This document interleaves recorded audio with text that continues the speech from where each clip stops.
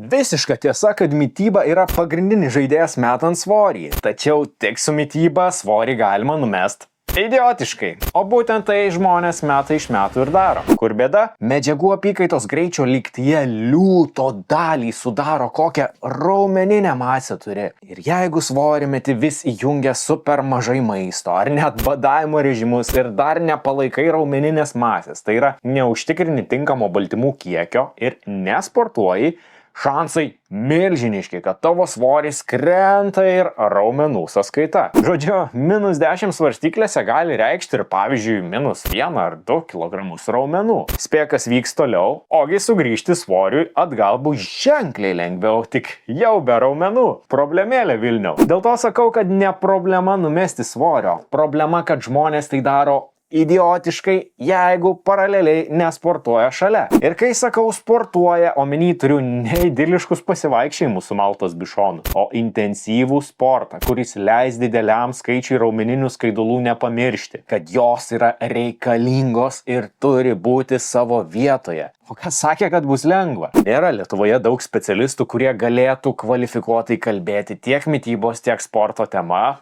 bet esu vienas jų. Jeigu taip nutinka, kad abi temas nori išjudinti, parašyk komentare žodį protingai. Tada tau parašysiu asmeniškai, kaip protingiau pradėti judėti.